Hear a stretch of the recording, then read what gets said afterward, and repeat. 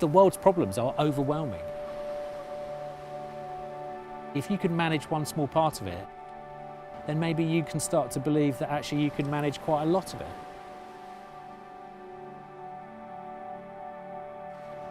The 2 Minute Beach Clean was a project that came about just because I was walking on a beach in Devon and I was wading through plastic bottles, and I was so furious. And as someone who loved the beach, I couldn't believe that it was being so trashed.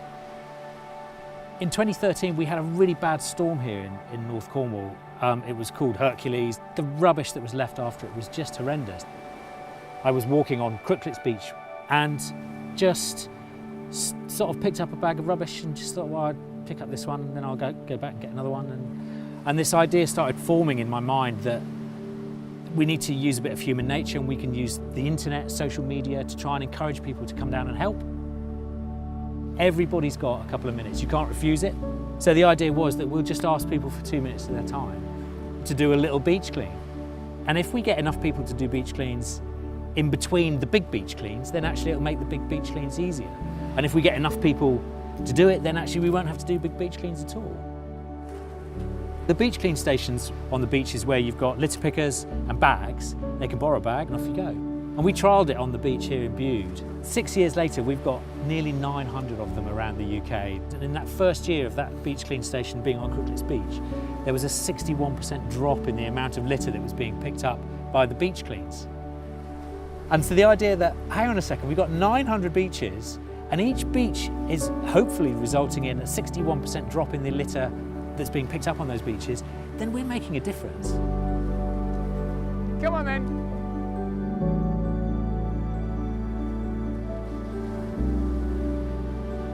Right then, Simon, so welcome to the beach in Bude. Thank you. We're going to go and see a place that the locals call Crap Cove, which is a gathering spot for plastics and ocean-borne debris. Thought you might find it quite interesting. So I imagine you've seen some grubby beaches in your time. And I've seen a fair bit of grubby planet, yes. Well, yeah, exactly. This place generally is pretty clean, but for some reason all the swell and all the plastic sort of seems to end up here from all around, which is easy if you want to clean it, but quite heartbreaking when you go up there and you think, oh, I can only manage a certain amount. Right, well, I haven't seen a lot of that in this country. I've seen some really dirty beaches. Yeah. Beaches that are rapidly becoming plastic beaches, frankly, and Yeah. which has shocked and deeply upset me, actually. Yeah, I can imagine it would. But I suppose perhaps this year, this summer, having been closer to home, I've seen a bit more of the reality we face in this country as well. Can we talk about how things have changed? In the first 10 years of the 21st century, we created more plastic than in the entirety of the 20th century. And our creation and use and disposal of plastic is increasing still exponentially year after year, and more of it is going into the sea. Are you seeing that on beaches here and when you're surfing? I mean, in terms of what we're picking up, we're seeing smaller stuff, lots and lots of smaller stuff. So the stuff that's historically been on the beaches is breaking down into smaller bits. The beach cleaners are picking up this stuff because it's big. Yeah. But actually, when you start to dig in the pebbles here, that's where probably the bulk of it is. My job and responsibility, very lucky me, has been travelling around this planet and trying to make a little bit of sense while I'm on my journeys of what on earth is going on out there. And I have found myself on, well, any number of beaches, but in particular I would think of a beach in Hawaii, which are islands in the middle of nowhere, of course, in the Pacific, and we went to this remote beach on this remote island that was, to my absolute horror, rapidly becoming a plastic beach. And by that I mean, yes, as you're saying exactly, there was the big pieces of plastic on the surface, but as you started to dig down, you found all these tiny fragments of plastic.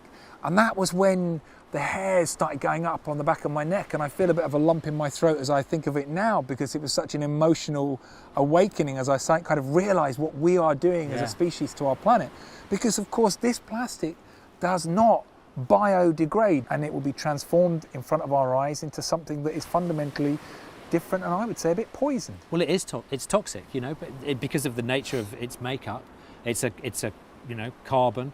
Fish are attracted to small bits of plastic, and seagulls are attracted to small bits of plastic because of the nature of the chemicals, that they attract natural pollutants. And actually it smells like food to them, so that anything that eats that, or that anything that eats the fish that eats the small bits, you know, and eventually it will come back to us. And I think every sample of mussels sampled in UK waters has got microfiber in it.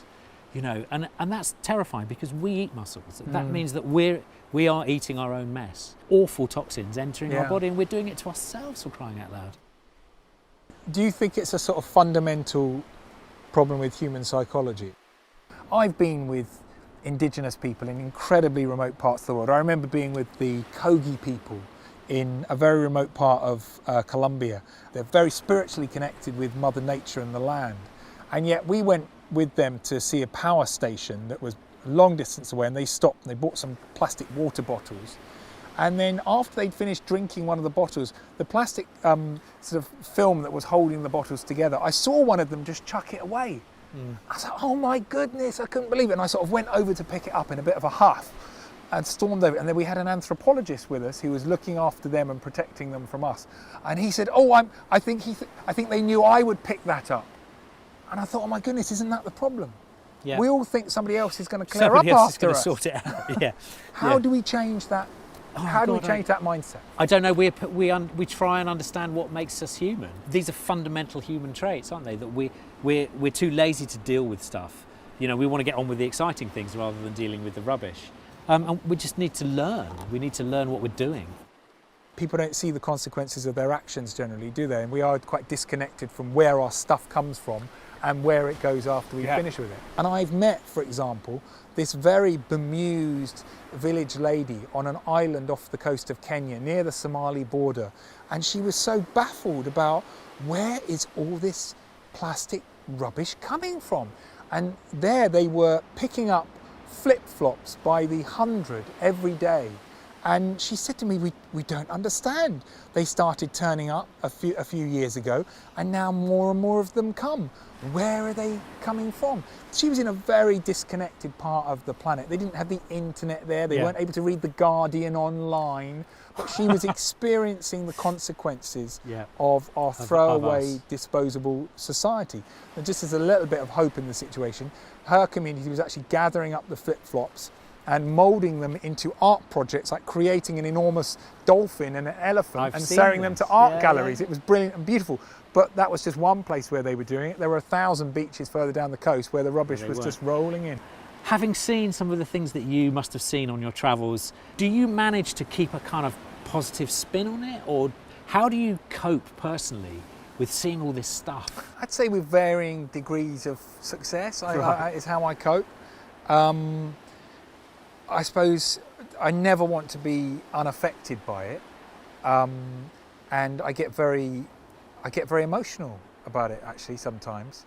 The more so, the more humans are involved in it. I do get angry, I do cry a bit when I see something horrific, definitely, but I still like to think we're not quite at the brink and we could pull ourselves back, but my goodness, we're getting close. How do we come back from that? Because as an individual, what can we do? Is it possible, is it in our power to do anything about this stuff? We are fantastically powerful, actually. Together, collectively and individually, we do have a lot of power, not just through the internet, of course, but through how we spend our money, through how we vote, through the causes and the issues that we get behind and we promote and we support. So yes, we do have a lot of individual and collective power, and I think we should be using that more deliberately and with more understanding and focus. Yes, it can be not buying the vegetables that are unnecessarily wrapped in plastic, but can also be on a more fundamental level saying we don't want to go on like this. Companies that are creating a lot of this stuff don't want to be doing it. They're just trying to make money and feed their employees' families as well. We need a more focused community, national response to it. There has been some talk of people putting filters through the sea, of projects to sieve out plastic from the ocean. And whenever I've heard that suggested or people have said it to me, I just think it's inconceivable to me that anything we can create as humans could possibly deal with the scale of the amount of plastic we have put into our seas. Yeah. We cannot sieve it out. We've got to stop it from going into the sea and into our soil in the first place. Everybody wants to carry on as they were. Yeah. And hope that someone else will sort it out for them. And whereas, my project is, well, hang on a second, we've got to get everybody on board with this. We know that plastic emits climate change gases. We know that this is a climate change problem as well as just a pollution and plastic problem. And yet the corporations, they're piling their money into petrochemicals, which is plastic. And, they're selling us this idea that recycling is good because it allows them to keep making stuff. And actually recycling is not the answer. We've just got to stop using it. Don't use it. Then if you don't use it, it won't exist. Let's get back to, where we come from. FJALLRAVEN produce bags out of 12, I think, of bottles like this. So actually there are uses for it, and there are people that are trying to do good. When people actually see, okay, this is made from recycled plastic bottles. It has a value. That is so much better for us and our planet than something that's just been made from raw petrochemicals. For generations now, we've all been told you can do anything, be anything, have what you want, consume what you want. And actually now I think we need to get to a more sustainable model where we're buying more thoughtfully, we're buying stuff that actually lasts, that does a proper job for a proper period of time and isn't chucked away after a day, a week, a month, a year. And I hope that's the direction of travel that we're going in. But if it's not one that we as the public go to, then I absolutely think the government should be leading and guiding us on that, because that's what leadership should be about. We need a greener, better future that's more sustainable. I believe that we have power as consumers because this is a consumer society, and if we decide that we don't want it, then it won't be available. But then you've got a massive job of educating a huge number of people who love to get fast fashion items and who love to get cheap clothes, and they have little value because they are so cheap, but just they're good because they're new. Whereas actually, hopefully people like you and I will buy things because they're made to last. I've got a pair of socks on that are called Long Last socks, and they last for years, and they're made of wool, it's sustainable, and they're just really beautifully made. The sad thing is they are quite expensive. So but better than buying 10 pairs of rubbishy ones that are going to wear through every week or so. Having learnt a bit about what you're doing and why you do it, I would just like to say that I really want to sign up myself. I really want to do it myself. I really want to encourage people watching this to log on to your website and get involved and do it as well, because it's a brilliant idea and it's a real necessity. I think it's almost a requirement, because we need to reclaim our seas from the rubbish.